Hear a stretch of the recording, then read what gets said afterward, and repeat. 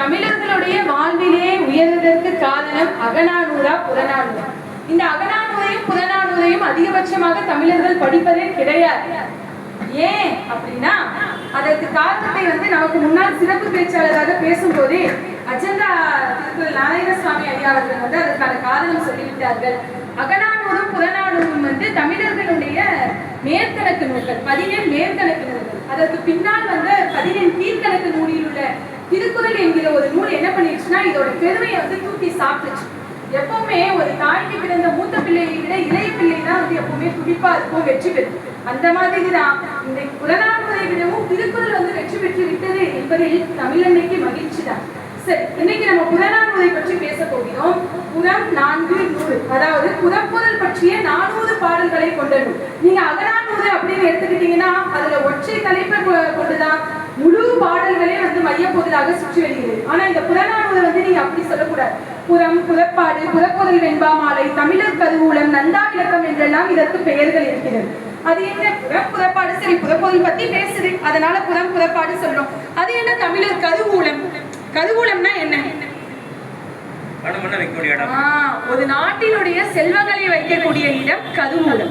அப்போ தமிழர் கருவூலம் எனப்படக்கூடிய இந்த புறநானூறு எனப்படுவது தமிழர்களுடைய மானம், கொடை, வீரம், கல்வி, நாகரிகம், பண்பாடு போன்ற அத்தனையும் இதற்குள்ளே வைக்கப்பட்டுள்ளது.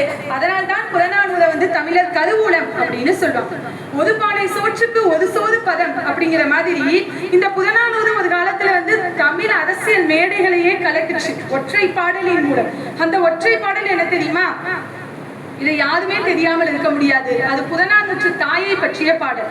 தன் மகன் கோழையாக இறந்து விட்டான் என்றெண்ணி போர்க்களத்துக்கே செல்கின்ற அந்த தாய் அவன் மார்பிலே வேல்பட்டு இறந்ததை கண்டு ஆனந்தமாக திரும்பி வருகிறாள். இப்படி ஒரு பாடல். இந்த பாடல் 1956 வெளிவந்த ராஜாராணி என்கிற ஒரு திரைப்படத்திலே இடம்பெற்றது. பின்பு மேடை நாடகங்களாகவும் வீதி நாடகங்களாகவும் ஓரங்க நாடகங்களாகவும் தமிழ்நாட்டின் அரசியல் மேடைகளையே கலக்கியது. ஒரு வசன கவியாக வெளிவந்தது. இந்த வசன கவிதை அந்த காலத்துல அப்படி ஒரு பிரபலத்தை எட்டி பிடித்தது. அதுதான் புறநானூற்றை தமிழர்களிடையே கொண்டு போய் சேர்த்தது.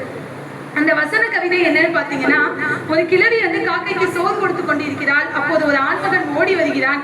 என்னப்பா ஆடி வரும் பெண் பிள்ளை போல் பெருமூச்சு வாங்குகிறாயே, மூச்சுக்கு மூச்சு இடைவெளி ஏற்படட்டும், பின்பு உன் பேச்சை துவங்கு என்கிறாள் அந்த தாய் கிழவி.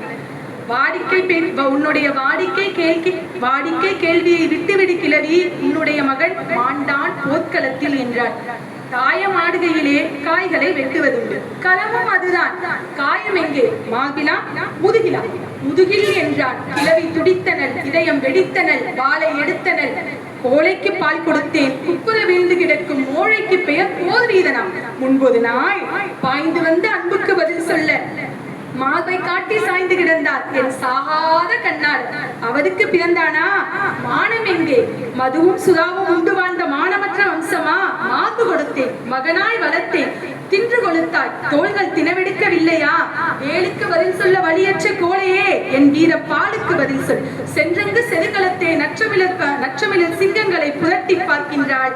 தமிழர் மானம் காக்க ஓடிற்று ரத்த வெள்ளம். பிணக்குடியலிலே பெருமூச்சு வாங்க நடந்தாள். மணப்பந்தலிலும் அவளுக்கு அத்தகைய மகிழ்ச்சி இல்லை. மகன் பிறந்த போது அடைந்த மகிழ்ச்சிக்கு எல்லையுண்டு. அவன் இறந்து கிடந்தான், மார்பிலே வேல் தாங்கி. இதனை கண்டனர், இதயம் குளிர்ந்தனர். இனி எதை கண்டாலும் பயம் இல்லை, என் மகன் வீரனா இறந்தான் என்றாள். அடடா, அது தெரிய எண்ணி இருந்தேன் அவன் பாலுண்ட மார்பை. கருத்தறிய போய் சொன்ன கையவன் எங்கே? என் வாள் எங்கே?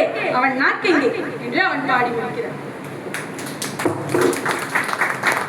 இந்த வசன கவிதை 1956 வெளிவந்து புறநானூற்றினுடைய புகழ் பேசக்கூடியதாக அமைந்தது. புறநானூற்றினுடைய புகழை தமிழர்கள் உணர்ந்து கொண்டது இந்த பாடலின் மூலம்.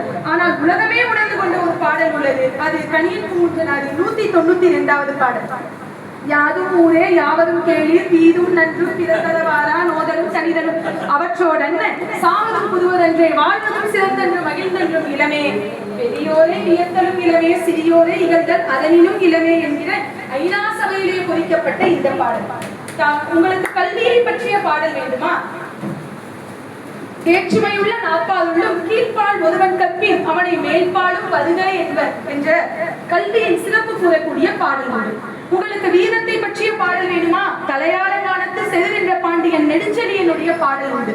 உங்களுக்கு வல்லத்தன்மையை பற்றிய பாடல் வேணுமா? பெருந்தலை சாத்தனார் பொருள் வேண்டி வந்தபோது குமணவள்ளல் காட்டிலே பதுங்கியிருக்கிறார். என்னுடைய தலைக்கு என்னுடைய தம்பி விளை வைத்திருக்கிறார், என்னுடைய தலையை கொண்டு போய் அவன் கொடுக்கின்ற பரிசை பெற்றுக்கொள் என்று குமணவள்ளல் பாடிய பாடல் உண்டு. உங்களுக்கு எது வேண்டுமோ அவை அத்தனையும் புறநானூற்றிலே உண்டு. புறநானூற்றின் ஒவ்வொரு பாடலுக்கு பின்பும் ஒவ்வொரு கதை உண்டு. ஒவ்வொரு கதைக்கு பின்பும் தமிழர்களின் மானமும் வீரமும் புதைந்து கிடக்கிறது என்றுதான் சொல்ல வேண்டும். அப்படிப்பட்ட ஒரு கதையை நான் சொல்கிறேன். இது ஒரு கட்டுக்கதை அல்ல, இது தமிழனின் போர் வீரம் குறித்த கதை. ஒரு தமிழ் மன்னன் உயிரை கொடுத்து மானம் காத்த கதை. சோழன் செங்கானனுக்கும் சேரன் கணைக்கால் இரும்புரைக்கும் இடையே போர் நடைபெறுகிறது. இந்த போர் கழுமலம் என்ற இடத்துல நடக்குது. இந்த போர்ல சேரன் கணைக்கால் இரும்புரை தோல்வியுறுகிறான். தோல்வியுற்ற மன்னன் குடமுதத்து சிறையிலே சிறை வைக்கப்படுகிறான். அப்படி சிறையிலே அடைக்கப்பட்ட மன்னனுக்கு தாகம், தீராத தாகத்தினால் அவன் அந்த சிறைச்சாலையின் ஓரத்திலே இருக்கக்கூடிய காவலாளியிடம் தண்ணீர் கேட்கிறான். அவனும் ஆமா போர்ல தோத்து அடிமையா கிடக்கிறான், இவனுக்கு தண்ணி ஒதுக்கேடு என்பது போல அவனை ஏளனமாக பேசிவிட்டு தண்ணீர் எடுத்து வர செல்கிறான். அப்போது அந்த சிறைச்சாலையினுடைய ஓரத்துல ஒரு முள் கிடக்கிறது. அந்த முள்ளை எடுத்து அந்த மன்னன் ஒற்றை பாடலை எழுதுகிறான். எழுதி வைத்துவிட்டு தண்ணீர் கிடைத்தும் கூட அதை குடிக்காமல் அவன் இறந்து போகிறான். அந்த பாடல் என்ன தெரியுமா?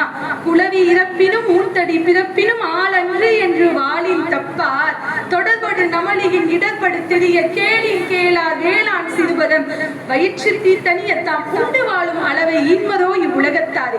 அதாவது இந்த தமிழ்நாட்டுல தாயின் வயிற்றில இருந்து பிறக்கக்கூடிய ஒரு குழந்தை இறந்தே பிறந்தாலும் கூட அது வாளில் இருந்து தப்ப முடியாது. வாள் கொண்டு அதன் மார்பிலே கீறிவிட்டு இவன் வீரன் என்று சொல்லி அந்த குழந்தையை அடக்கம் செய்வர். அப்படிப்பட்ட தமிழ் மரபிலே அரசனாக பிறந்து அரசனாக வாழ்ந்து போரிலே தோல்வியுற்று அவன் கொடுக்கின்ற ஒரு குவளை நீரை வாங்கி பருகி நான் உயிர் வாழ்வதை விட உயிரை விடுவதே மான பெரியது என்று எழுதி வைத்துவிட்டு அவன் இறந்து போகிறான். ஆக கை தட்டலாமே, தூங்கிட்டே